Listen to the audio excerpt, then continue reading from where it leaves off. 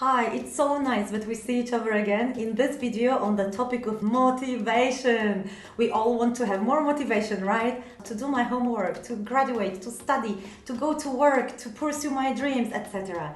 Motivation is a huge topic and we can approach it from multiple angles. In this video, I'm going to talk about the neuroscience of motivation, for which my input is this great guy, Andrew Huberman. Really check out his channel. He's talking about motivation and especially dopamine in one of his videos.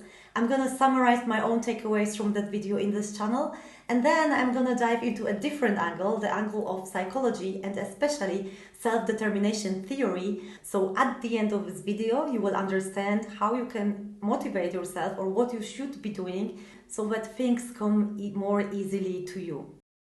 What do you need to know about dopamine to understand motivation and how we sabotage it? In simple terms, it's a substance that helps enhance communication in your whole brain, between all the neurons. It's not just passing information from one neuron to another, like some other neurotransmitters would work, but it really is affecting your whole brain. And this is why it's very powerful. Too much dopamine, it could lead to mania, hallucinations, and schizophrenia. And this is why it's very strongly and wisely regulated by your organism. Dopamine is being released and produced in the brain itself by the brain itself. Dopamine is being released through your brain in two different ways. The first release is called tonic release, which is the baseline dopamine. It's the level you normally have. So when you wake up, you have a specific amount of dopamine in your body, and as you go through a day, you might experience some spikes. You might get a message from a friend, so you get a little spike, then the message goes down, then you might have some coffee or eat some chocolate, then you will get a little spike, then it goes down again. And these spikes are the second way for your brain to release dopamine. Now the tricky part is the following. Your happiness, your content throughout life, and your standard level of motivation and drive depends on the baseline more than spikes. And every one of us has a different baseline, depending on genetic factors, also environmental factors, and the amount of stress. However, the good news is that you can also increase the baseline of dopamine with good habits, basically. Your brain will release dopamine, anticipating pleasure, to kind of motivate you to repeat the pleasant experience. And the best way you can leverage this mechanism is for you to try to associate something pleasant with things that you find important to do. And pleasure is something subjective. There are people who love exercising and there are people who hate exercising, right?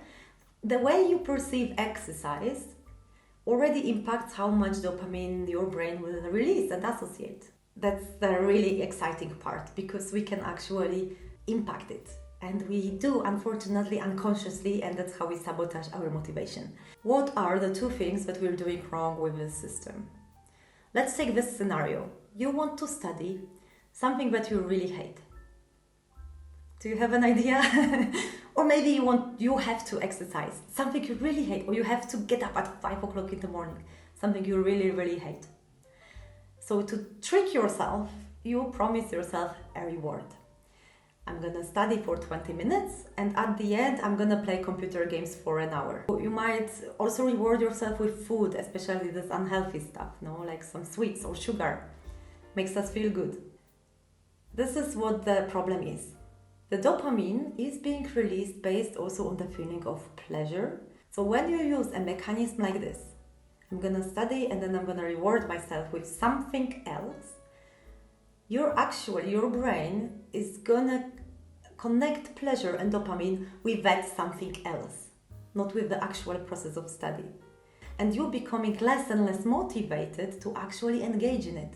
Instead, you're gonna engage in reward because the value, subjective value of that reward is rising. It's like you work towards it. You want to get it. It's this feeling of want, the drive. The dopamine is there, not here. A much better way will be to think about the specific process of studying and trying to think, how can I make this enjoyable for myself, this very process?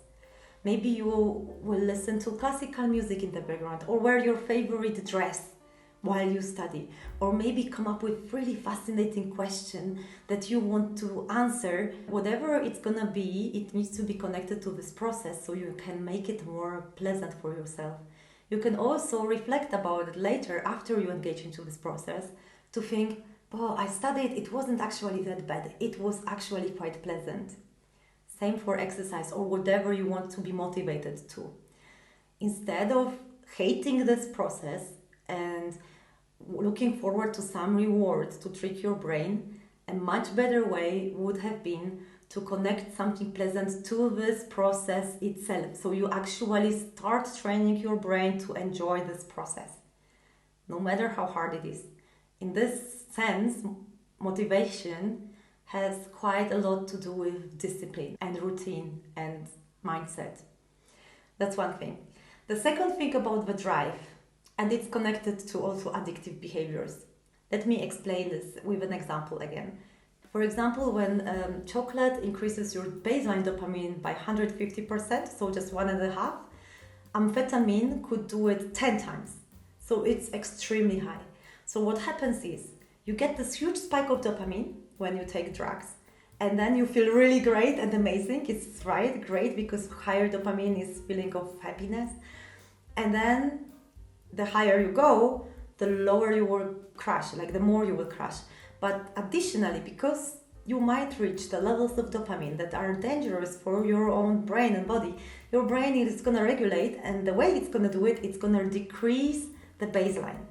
So the next time you take drugs, your spike is not going to be as high. It's not going to feel as high as you did before.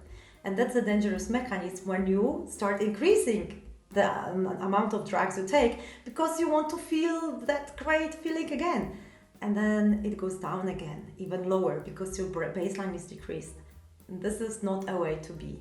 But this is the danger also, because with addictive substances, and especially if with the spikes of dopamine, in the long term, they also blur the vision and the possibility that you can reach dopamine through all different activities, like exercise, like time with friends, pleasant activities. The addictive substances, they kind of put the blinders on your head, and they say like, only this will give me joy. It's extremely dangerous. I really discourage you to making such experiments because you're doing harm to yourself. If you want to dig deeper into the whole mechanism, again, here is the video of Andrew Huberman. I'm going to link it into the description so you can grab it from there later. This was all I had from the neuroscience, and now I want to move to the psychology. And I'm sure you noticed this boom of multiplayer games, the RPGs, the role-playing games with this fantasy land where you can design your own character and then you go explore and help others and fight quests and get rewards and level up, etc. I believe that the boom of these specific games is because of the psychological needs that we have that fire our motivation, our intrinsic motivation. So what are those needs? And this is my favorite theory, self-determination theory. I really can talk about this for hours because I leverage a lot of it in my own life. And this theory states that there are 3 basic human needs that you need to fulfill in order to feel motivated intrinsically. They are autonomy, competence, and relatedness. I think this is why we really hate studying for school and homework. Let me explain. Autonomy means that you are in charge of your own actions and you can decide what you want to do. So if somebody tells you to do homework, of course you're not gonna like it. The competence is the feeling that we can actually achieve something with our behavior and we can have this mastery experience, that we have what it takes to perform a certain task. Now with studying, the opposite is the true, right? We are actually not having specific competence or knowledge. This is why we're studying. And relatedness is that need for our actions to be relevant to other people and for our need to connect to others as well.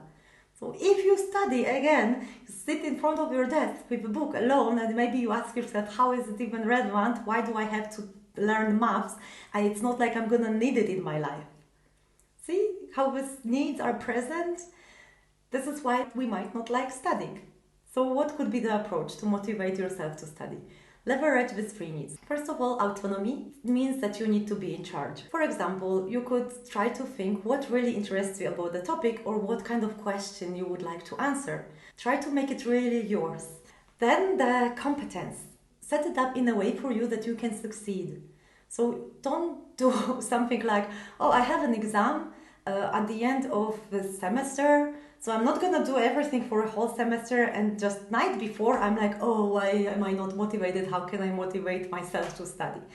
This is not gonna work very well. A better approach is to break it down to chunks so you're in the control of the whole process and you can make it, easy for yourself and gradually build up your knowledge. So 20 minutes regularly, try to work with such short-term goals for yourself to feel competent.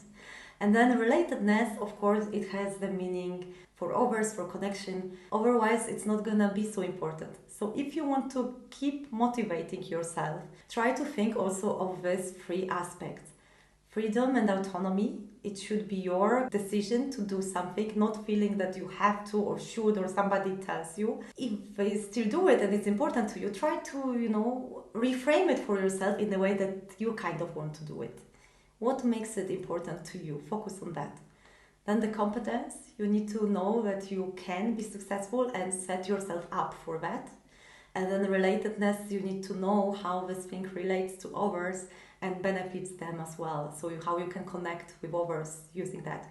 You can join some learning communities or groups, or maybe you can imagine yourself sharing some insights with your family or friends. This kind of vision, it has elements of autonomy, competence and relatedness, because you share your knowledge with others.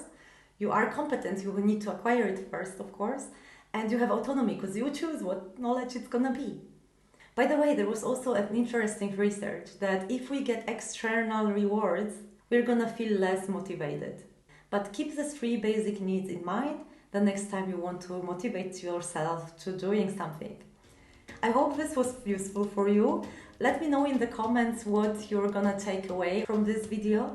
And if you liked it, consider sharing it with others or hitting the like button or subscribing, so you encourage me that way also to produce more content because of my own relatedness to you. So I also have this need, of course, I'm a human being. And thanks for watching. See you soon again.